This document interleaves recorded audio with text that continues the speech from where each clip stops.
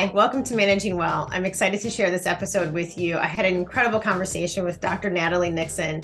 We were talking about creativity and humanity at work. Sometimes when we're focused on work, we're just go, go, go, go. And we forget to bring in wonder, what she talks about, and rigor and discipline and creativity, and really kind of the joy that comes when we're able to get into the flow of work from a creative place and a place that reminds us of who we are as human beings. So I'm really excited to share this episode with you. Hi, welcome to Managing Well. I'm so excited to be in conversation today with creativity strategist, Dr. Natalie Nixon.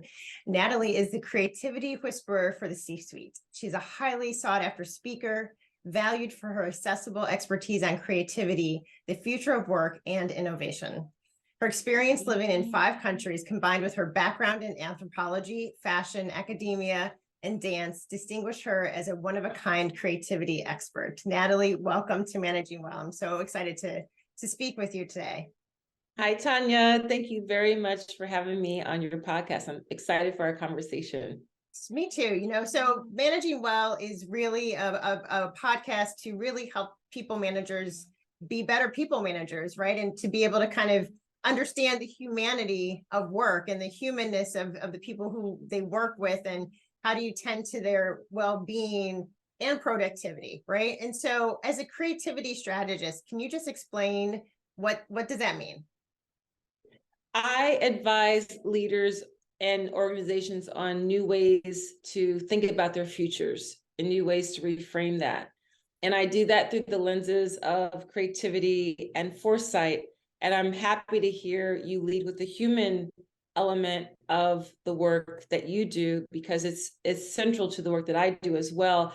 I often remind people that the word organization, embedded in that word is organism.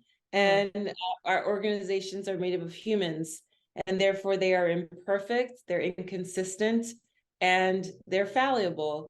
And when we tend to design our organizations only with references to Gantt charts and nice linear lockstep processes, we sometimes will set our not all the time, but we will sometimes set ourselves up for some disappointment.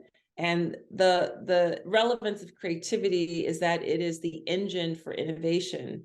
And as everyone is trying to innovate for understandable reasons, if we don't build the creative capacity of ourselves as people individually, but also the creative capacity of our organizations, we actually will not be able to sustainably and consistently innovate.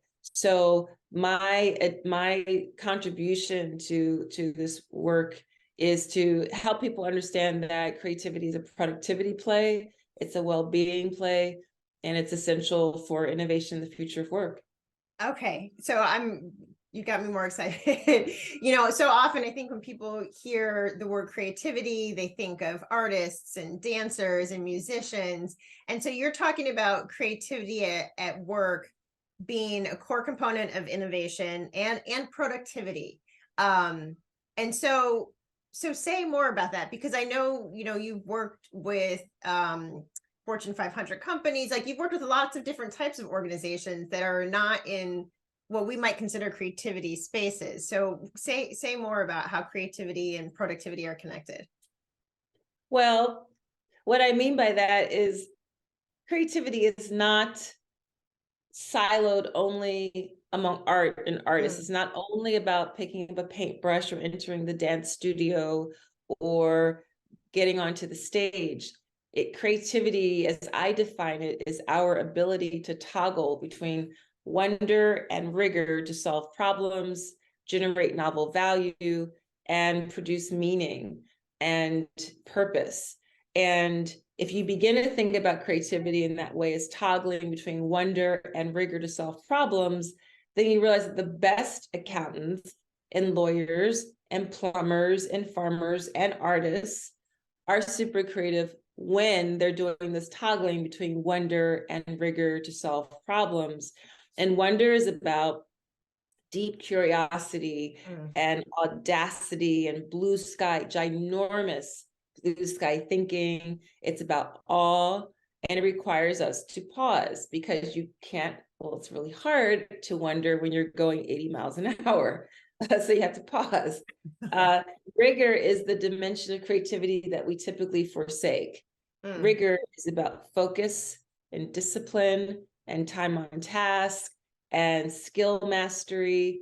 And if you have any sort of artistic practice in your life or in your past, then you totally get that. For me, it's been dance. So before you're invited to audition to leap across the stage, you spend weeks, months, years in doing very, rigor is not very sexy. It's very solitary. And it takes a ton of skill mastery. You need to know the rules so that you can extend them and rebound against them. So those are the dimensions of creativity that I like to help people understand. And when I go into organizations and share with them that framework of creativity, a light bulb goes off for people. They realize that they absolutely do have ways to access, or they need to design more ways to access wonder and rigor, because a lot of the organizations with which I work, they think that they're rigorous. Sometimes they're a bit rigid, and that's different. And we can talk about that. So that's what I mean when I talk about creativity. And then the link to innovation is that an innovation is an invention converted into scalable value. And that value can be financial value, cultural value, social value. But the way you go from that one-off conceptual invention to a scalable innovation, the conversion factor is creativity. And that's why we need to build that creative capacity. And so you're talking about doing this, the way I'm hearing you talk about it is as individuals and as organizations, right?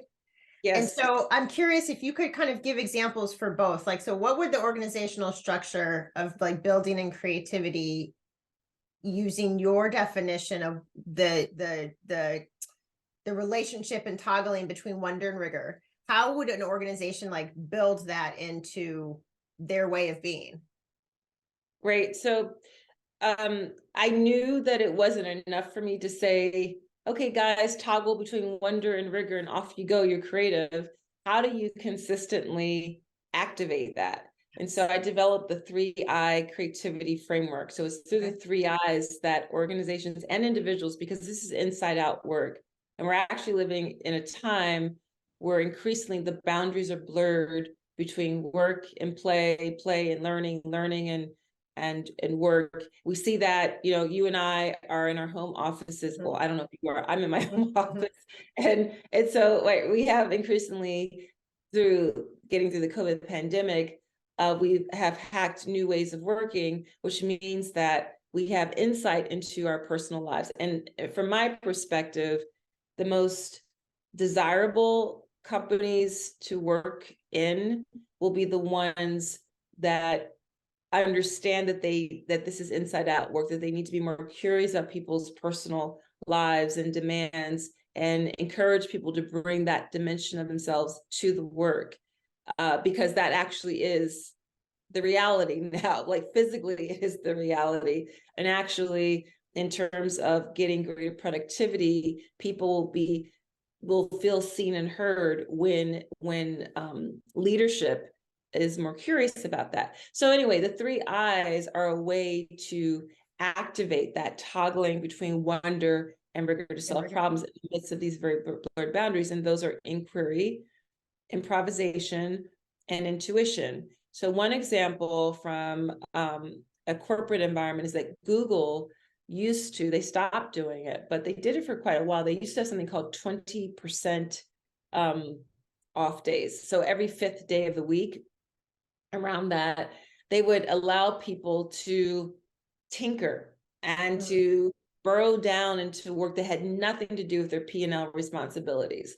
That was work that they had parked the question, and if they had more time, they would have loved to explore that. They would have loved to collaborate with this person in this other department who they only see at the water cooler.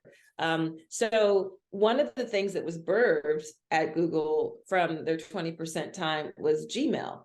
So there are quite a lot of interesting, scalable innovations that can happen when we give people the time and the space to do that more deeply focused work. So so a lot of the things I encourage companies to do is like, what's your version of 20% time? Maybe to start off, maybe it's only 10% time, but even that small allotment of time where you are not requiring people to do what you say, but what they're curious about, you have no idea what can grow from that. And so that's an example of experimentation and improvisation. And really giving, I'm sorry, but just giving to, I want to highlight the point of giving space to do this, right? Because that's where the energy happens. That's where the conversation happens. That's where the creativity happens. Yes. And I was even thinking, as you're talking about all of this and the words wonder and rigor and the space to do it, I'm also thinking about the joy that comes, like the joy from like that sparks from like a new idea, like, ooh, and then you're in conversation with somebody about it and they're excited, and right. the connection that happens, or you finally solve this problem, or you created Gmail, right? Like what, but the joy that comes from the daydreaming, the wonder, and the discipline and attention. And so I just was thinking about, like, we spend so much time at work. And so to have, to your point, to have organizations thoughtfully create space where people can be creative, where people can be joyful, and it still is about work, I think is innovative, right? That is a new way of kind of you're absolutely right, Tonya. That is an innovation, and sadly, it's an innovation to give people that space, to give them the time. That space-time continuum is very important. And I love your emphasis on joy. I think that we need to spend a lot more time on emotion and the role of emotion in our work. There's a contagion that happens when we are energized by our work from a heart-centered place emotionally, and that actually sparks cognition in a different way. Last month in March, I was invited to give a talk at South by Southwest, and there's a new talk for me, and I talked about creativity and well-being, creativity and wellness. And I was focused on something I call gut up work.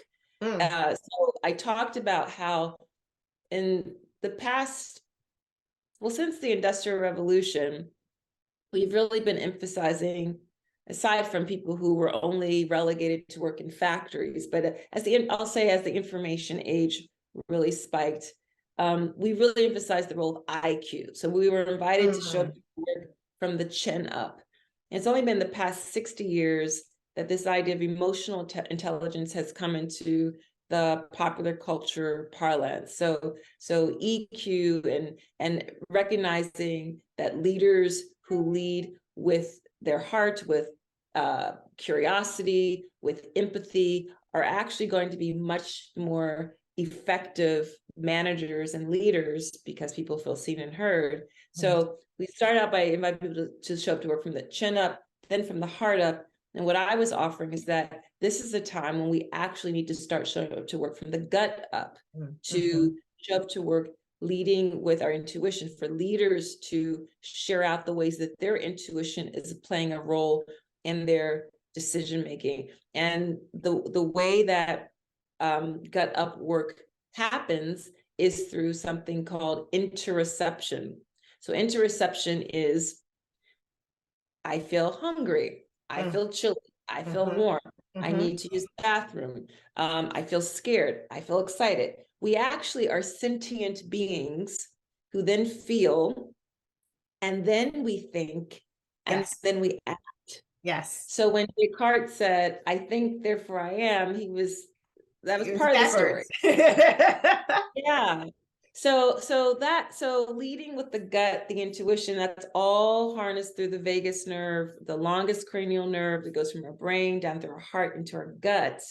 We actually are wired to, we say, my gut is telling me, it literally is. It really is. That's like your body really is. Yes. And yes. I just want to say, So I love that. Yeah. No, I'm sorry. Go ahead. No, I just love that you brought up the element of joy and emotion, because it will increasingly matter in the midst of ubiquitous technology. And I think I appreciate you bringing in kind of the historical perspective, because I think what has happened so much is one way of thinking and one way of doing business and work has been valued so much. And so what you're talking about has been valued by lots of communities for a long, long time, right? But have the communities that haven't kind of had the power, the attention brought to them. And so I appreciate you kind of bringing that in and saying, like, no, there are a lot of ways to be productive and integrated, right? That is becoming new to some people, and is, I think, really important to highlight. So I know you were talking about innovation, intuition, right? Your three And improvisation, inquiry, intuition, and improvisation. Inquiry is curiosity. Okay. Because those are the three I's for what organizations need to do to bring to activate people's ability to toggle between wonder and rigor to solve problems. Okay. And then I'm saying, maybe we're saying together that also brings joy. It does. It totally does. And people are dying a slow death at work. They say more. I know you see this in your work. They don't feel fulfilled. They are not feeling that their potential is being tapped. And we have, as a result, not only because of that, but we have unprecedented amounts of burnout and apathy and disaffection and not feeling connected to the work. Yes. And depression and anxiety and loneliness. Yes, all of that, which, impacts individuals, obviously, and their mental and well-being. But then also for companies and organizations, it impacts your bottom line, because people who are depressed, anxious, are not as productive. That's right. There's a business case for this. It impacts your bottom line, and it also leads to people leaving the organization, which is all about knowledge transfer, and that's very expensive. Super the high cost. And to be able to recruit a new group of people or new individual who understands the work culture, environment, your client base, how to get things done efficiently, does not happen in a year. It takes time.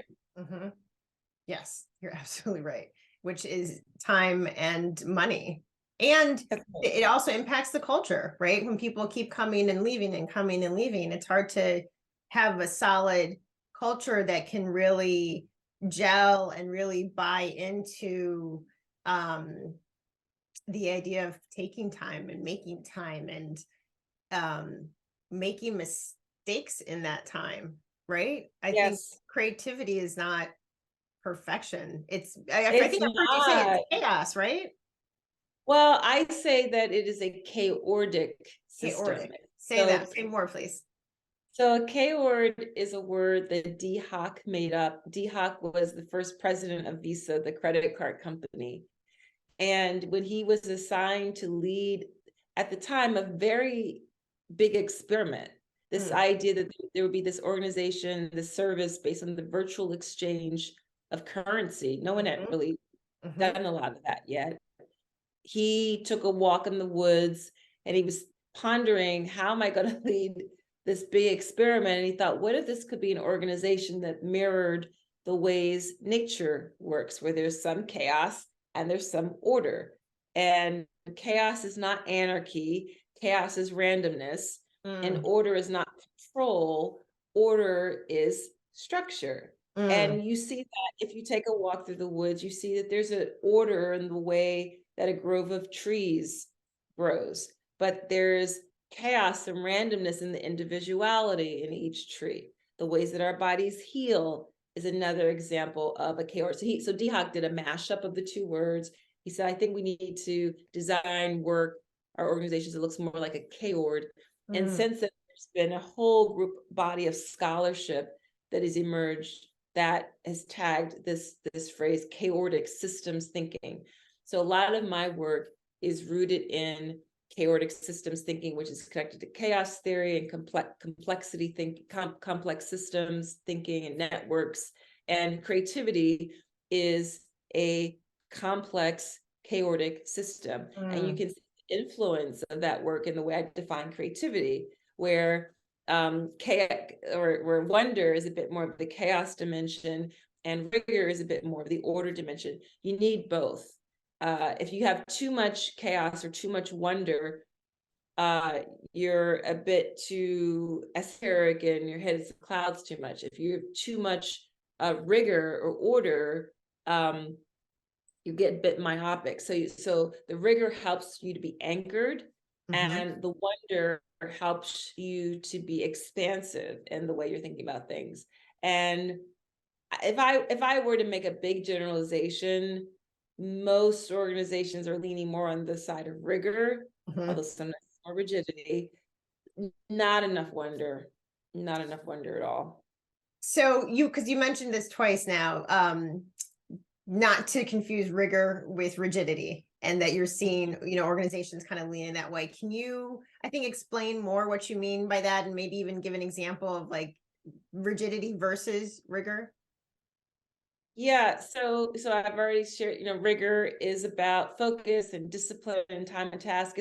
It's what Cal Newport, his work allows a lot of Cal Newport's work. He does a lot of research and writing about productivity. It's what he would call deep thought, deep thinking.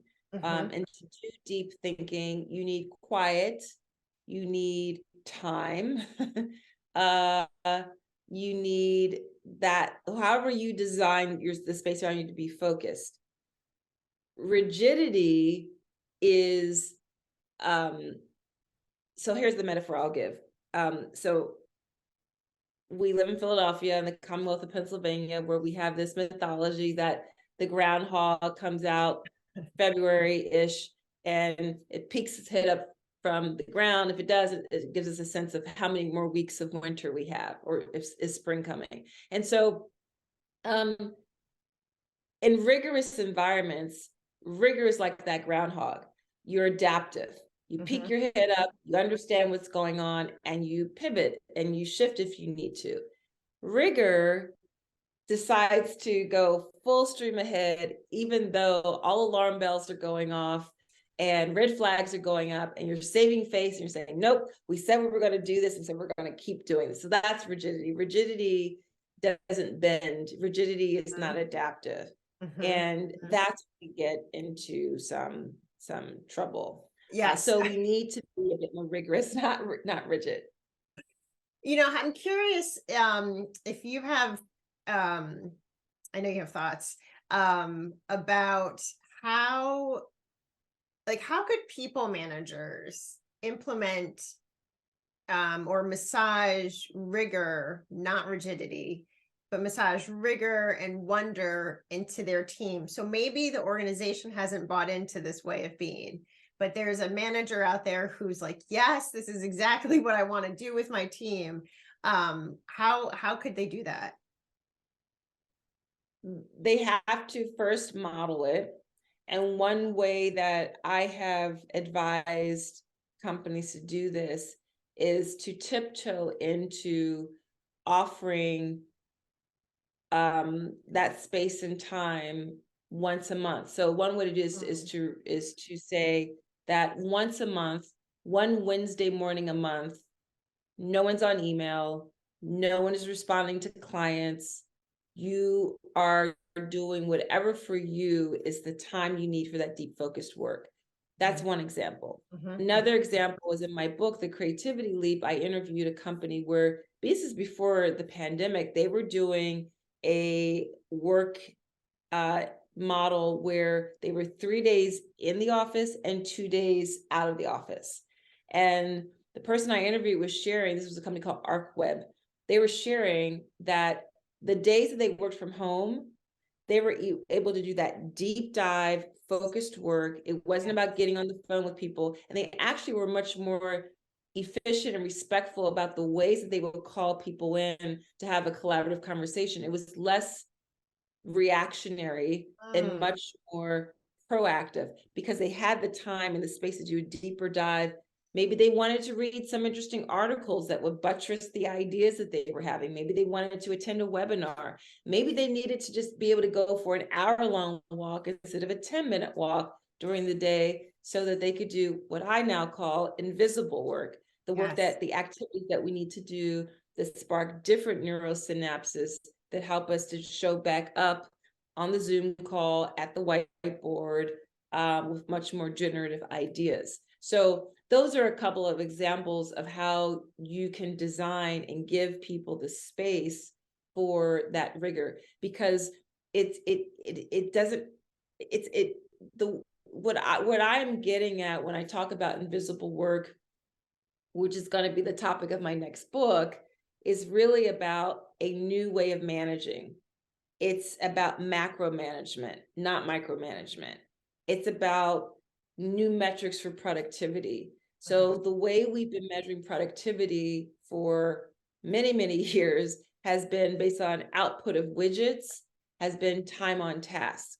What happens when now we have technology that can do the output of widgets? What happens when we have technology that can do some basic tasks? There will be casualties in the ways that we work. There will be job loss. And the opportunity is to make more room for what makes us uniquely human and the ways that we can be more creative and productive in our human dimension.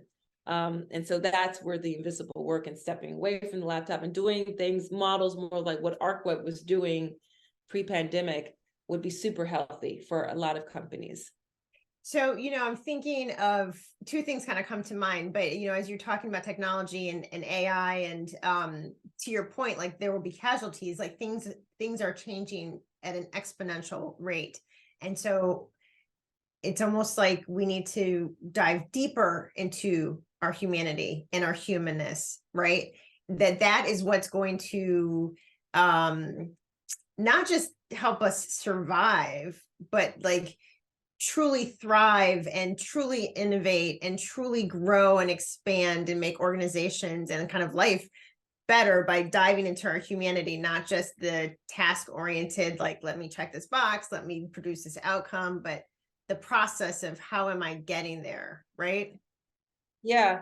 What I think is also interesting in this phase of AI, I wrote an article in Fast Company called The AI We Didn't See Coming, Artificial Imagination.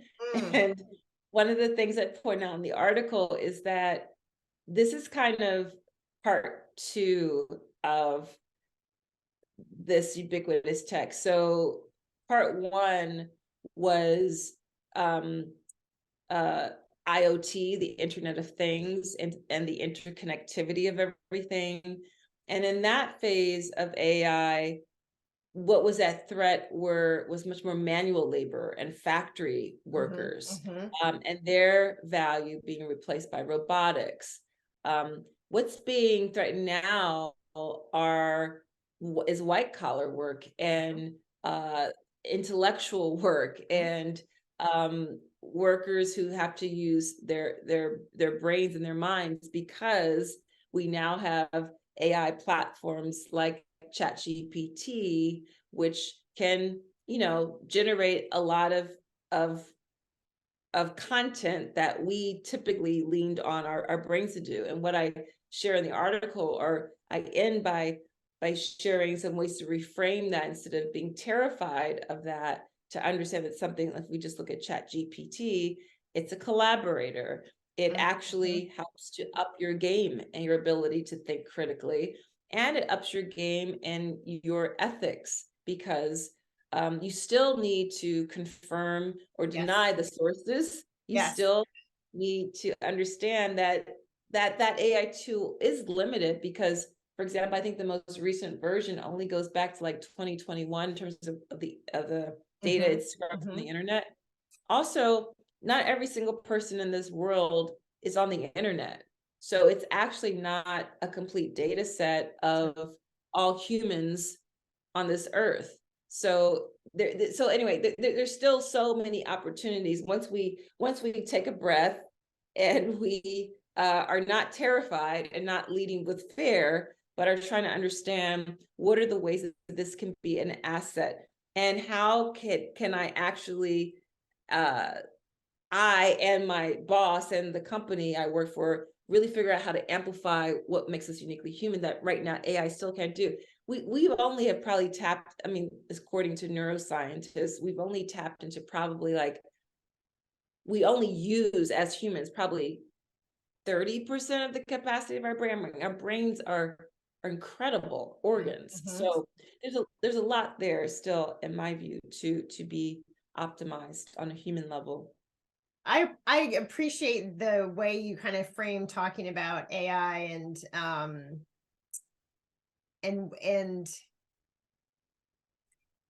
fear of it and opportunity with it, right? And thinking of it as a tool that when we as humans, when I say are more fully ourselves, like we give ourselves space to think and breathe and be in nature, so it sparks all the thoughts, right? That when we are fully ourselves in that way, that then AI is a tool that we can use. It is, and I think we also have to, and I'm not standing here saying that nothing to worry about here. There are there's lots to think about, and there are concerns, legitimate concerns, that we need to have about machine learning and artificial intelligence.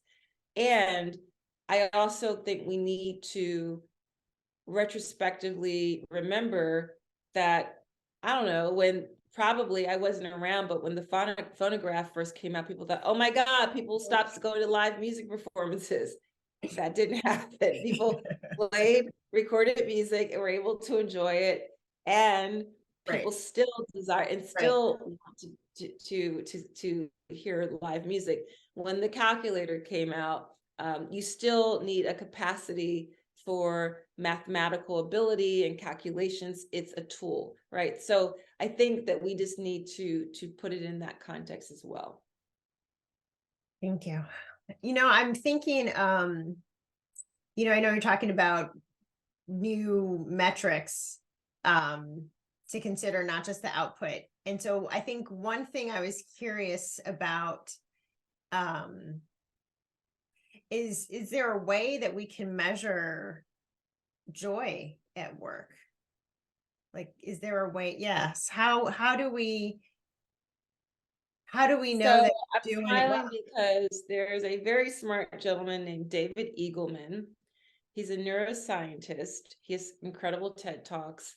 And his research question of late, as I understand it, is what if we could feel data? And so he's developed technology where, and I don't understand it completely, I'm still learning, but he's developed apparatus where everything from being able to sense and feel data output at factories to he had an experiment where a person who is deaf was actually able to respond to, I think it was, they were able to type out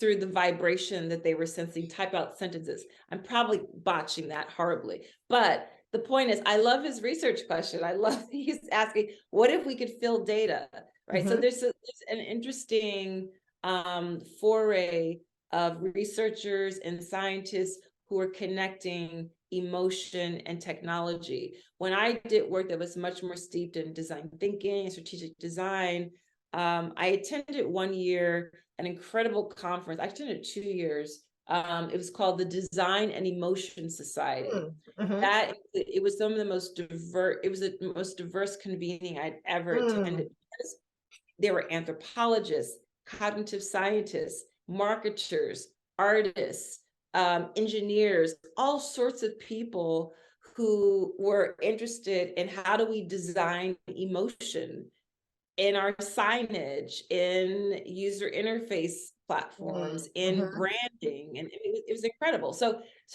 this dimension of our emotion, of our intuition, is increasingly getting some airplay. I like it just reminds me again of kind of thinking beyond what we know to think, right? So like you don't just measure metrics kind of as we always have, to your point, right? There's new ways of considering it, thinking about it, designing it. And you used the word, I think, emotion again. And so I was thinking, a lot of companies have, employee satisfaction surveys, client satisfaction surveys.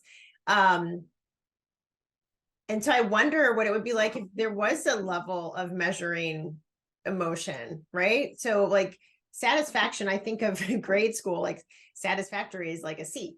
Like I Yeah. want people to Yes. be more than satisfied. Like, are you Yes. feeling joyful? Are you feeling energized? Are you feeling fulfilled? Not 100% all of the time, right? But like are Right. the projects you're working on like generally giving you that Yeah. energy or not, right? Because then maybe, and there'll be times where you're going to be on projects where you're feeling drained and it still has to get done. That's part of the rigor, right? But kind of maybe considering those emotions as data points to like how it's influencing the work, and then adjusting as necessary. So making sure that we have a balance of projects, right? That bring us joy and pleasure and energy and also challenge us. And we're not always kind of feeling down and anxious and scared and depressed about the work we're But doing. we don't even ask about that. We Right. don't even ask Right. about the negative emotions, which is equally relevant and important. And that's what I'm talking about when there's a slide that I share in one of my keynotes about different KPIs, key performance indicators, and I talk about exactly that, and how if we shifted to being curious about those emotional dimensions, intuitive dimensions, what if we integrated play a lot more? Yes. Those are all the things that I'm interested in to understand how to spark creativity, which, by the way, are all dimensions of executive leadership, right? So all the attributes that you need for great play: being able to negotiate, to collaborate, to be able to actively listen, to be curious and reframe a question. Mm. These are all things you need at play, and you also need them for incredible leadership. So it's not just about having a ping pong table or a dart board on the wall. It's really about being more playful, integrating play into the way that we work, into the ways that we work. Those KPIs, the integrating motion and intuition, are super important. Very important to like us as humans. And to your point, like to successful people at work, right? Like that's what drives Yes. the working relationships and projects forward. When you mentioned the Yes. ping pong tables, I was thinking how pre-pandemic and years ago, I think there were a lot of companies in the attempt to bring play to work did things such as that, right? They created spaces where people could play. And I think now, living through the pandemic, there's been such a shift to hybrid or remote work. People need space more than some structured play, right? So Right. like now that I'm home, like you said, you could take a walk for an hour as opposed to 10 minutes. Is the same break that I think companies might have been trying to do years ago, maybe focusing on like the physical play more than the mental creative Yes. play that you're really talking about. Which also requires macro management. It requires a different management style where you have to, which means trust is at the foundation of macro management, where you don't need to be breathing down a person's shoulder, knowing exactly where they are at every single moment. It's much more process oriented, less outputs only oriented. And that is not easy to do. I mean, that's not the way. I don't have an MBA, but I did create a strategic design MBA when I was a professor. And a lot of what we were trying to do was to creatively disrupt graduate business education. And, graduate business education tries to educate for, catastrophe and all the dynamics of that are going to come your way in leading an organization in a turbulent marketplace. But I think it still forgets that the organizations are made up of humans. Because they're organizations. And so play, space, time, trust. It's a new learning curve for all of us. Mm-hmm. One of my favorite managers ever was somebody who popped his head in my office and said, "What are you doing? Are you free?" And I said, "Yes." He's like, "Come on, Ben Affleck and J-Lo are shooting a movie around the corner. Let's go watch them." And so that's what we did for like an hour. And to your point, like, he trusted that I was handling my work, and there was something fun, like, let's go do it. And it was exactly. Oh, I love that example. That's awesome. And I will never forget, like, oh, like, work can be fun. And it's these like seemingly micro moments. That was so many years ago that leaves a lasting impression. And then you go back and you're energized and you're ready to work. You're energized for the work. That's exactly right. That's exactly right. Natalie, this has been such a rich, wonderful conversation. And I just wanted to see, before we go, if there were any lasting gems that you wanted to share with us, especially as you think of, people managers who might be listening, who are really curious about what you're saying and want to put some pieces in practice for themselves and their team. I don't think so. I think just for people to marinate on these ideas of wonder, rigor, and the 3 I's. I share a lot of content on my website, Figure 8 Thinking. So they want to sign up for the Ever Wonder newsletter. They'll get regular, actionable recommendations about how to do this in their own personal life and in their work. I share recommended readings and listenings through the newsletter, and lots of resources to download on figure8thinking.com as well. So I just encourage people to check out the work. Please follow me on LinkedIn and Instagram. And I thank you for the opportunity to have this conversation and share ideas. So thanks. This was fun. You are welcome. And we will make sure we also put links into our show notes so people have access to that. Thank you so much for your time and wisdom and energy. It's been a pleasure. You're welcome. Thanks for having me. Thanks. Thank you for listening to Managing Well. Please be sure to rate, review, and subscribe wherever you get your podcasts. If you want to learn more about today's episode, go to theladipogroup.com/podcast for a worksheet on today's episode. A special thanks to my podcast team and the Ladipo Group who supports this show. Managing Well is produced and edited by Black Faves Brand Studio. I'm your host, Tonya Ladipo. If you have any questions or topics you want to discuss, email me at managingwellpodcast@theladipogroup.com.